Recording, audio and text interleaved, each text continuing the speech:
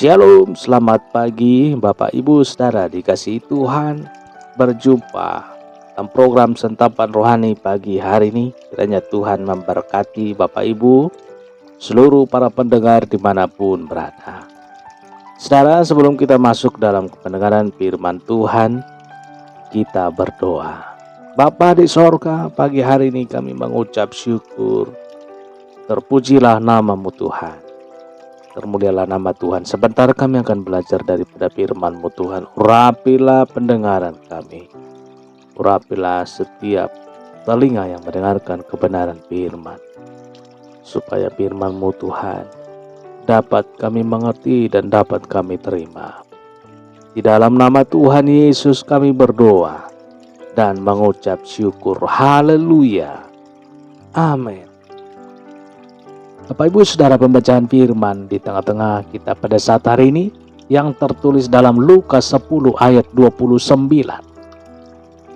Tetapi untuk membenarkan dirinya, orang itu berkata kepada Yesus, "Dan siapakah sesamaku manusia?"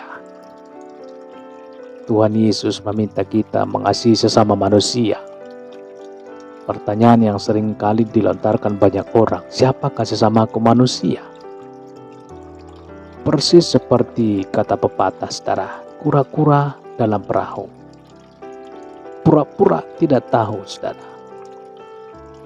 Sang ahli kitab ini pura-pura bertanya. Pura-pura tidak tahu.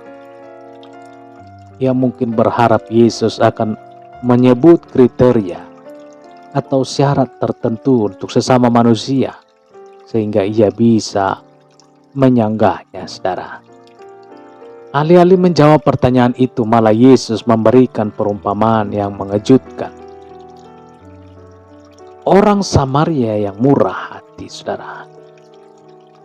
Menarik untuk diperhatikan bahwa perumpamaan yang Yesus sampaikan ini sebagai jawaban atas pertanyaan yang tidak tulus dari ahli Taurat ini, saudara. Ahli Taurat ini sengaja hendak menguji Yesus. Sesungguhnya ia tidak benar-benar ingin tahu tentang kebenaran. Ia hanya ingin mengetes Yesus di depan banyak orang, saudara. Ahli Taurat dan orang Farisi memang selalu mencari celah untuk menemukan kesalahan Yesus. Mereka ingin mempermalukan Yesus di depan banyak orang. Hal yang sama juga terjadi di zaman sekarang ini. Banyak orang hanya ingin berdebat dengan menunjukkan bahwa ia tahu lebih banyak dibanding orang lain. Ia lebih pandai dibanding lawan bicaranya. Hanya sebatas untuk memuaskan hasrat intelektualnya saja. Hanya demi memuaskan pikirannya saja, saudara. Ia ingin menunjukkan kehebatannya saja. Tidak lebih daripada itu. Padahal kalau kita lihat hidupnya jauh panggang dari api, saudara. Beda sekali dengan perkataannya. Memang dunia kekristenan sangat menyedihkan dewasa ini.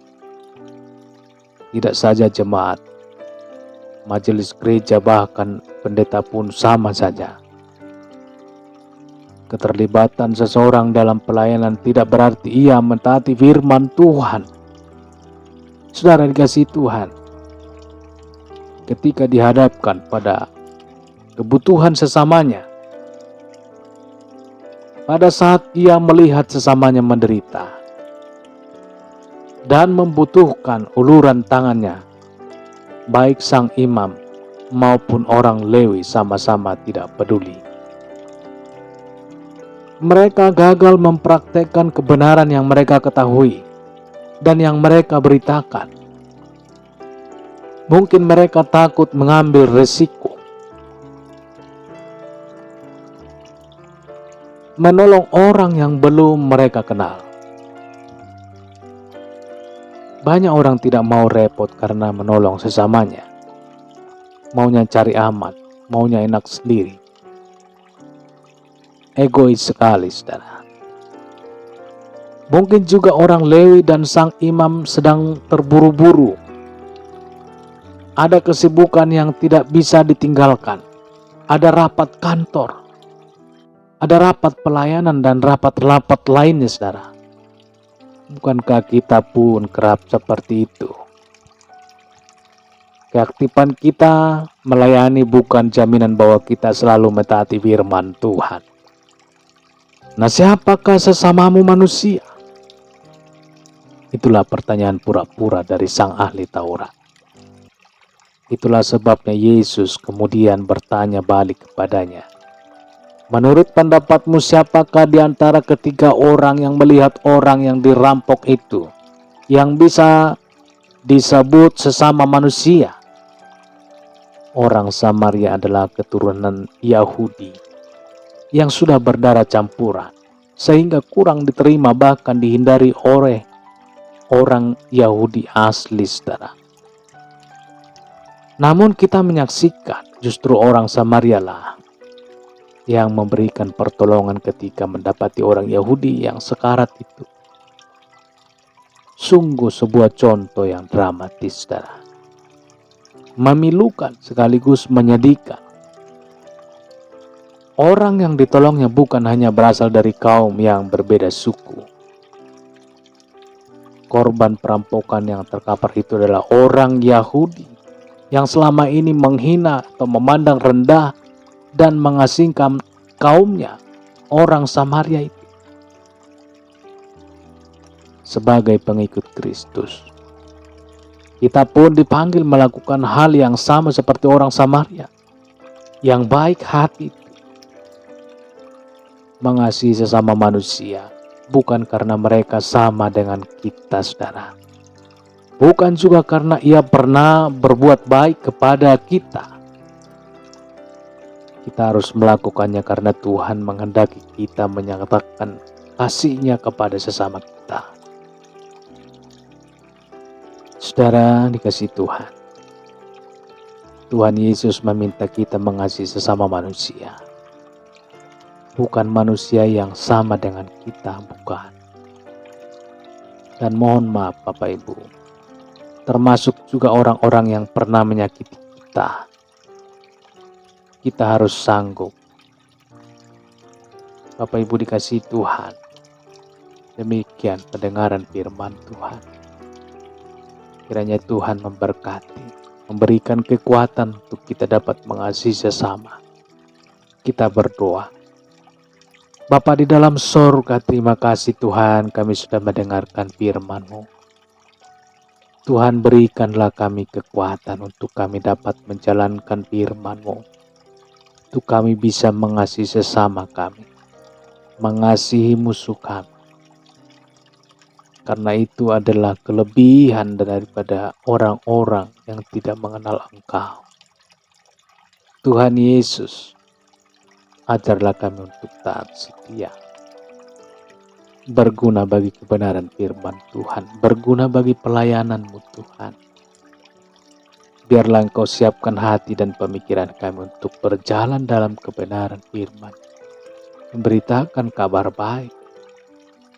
Termulialah Tuhan, termulialah Engkau ya Yesus. Berikan kami Tuhan kesehatan. Dan berikan kami sukacita, damai, sejahtera yang daripada sorga. Biarlah kami Tuhan benar-benar menjadi berkat bagi sesama kami dimanapun berada. Dalam pekerjaan aktivitas baik dalam setiap perjalanan kami. Tuhan Yesus, tolong kami Tuhan untuk kami kuat berjalan di dalam kebenaran firman Tuhan. Terpujilah nama-Mu. Kami juga teringat Tuhan, di antara para pendengar apabila ada yang mengalami suatu penyakit, tangan kasih Tuhan dan pertolongan-Mu Tuhan yang menjamah tubuh yang sakit pada saat hari ini, sehingga yang sakit disembuhkan. Di dalam nama Tuhan Yesus, yang sakit disembuhkan. Dalam nama Yesus, kami yakin dan percaya bukan karena kurang panjang tangan-Mu Tuhan untuk menjamah, tetapi karena kasih Tuhan yang punya cara, punya waktu indah pada waktunya. Terpujilah nama-Mu Tuhan, termulialah nama-Mu Yesus pada saat hari ini. Kalau untuk selama-lamanya. Haleluya. Bersama-sama kita dalam doa Bapa kami. Bapa kami yang di sorga, dikuduskanlah namamu, datanglah kerajaanmu. Jadilah kehendak-Mu di bumi seperti di sorga. Berikanlah kami pada hari ini makanan kami yang secukupnya. Ampunilah kami akan kesalahan kami seperti kami juga mengampuni orang yang bersalah kepada kami. Dan janganlah membawa kami ke dalam pencobaan, tetapi lepaskanlah kami daripada yang jahat.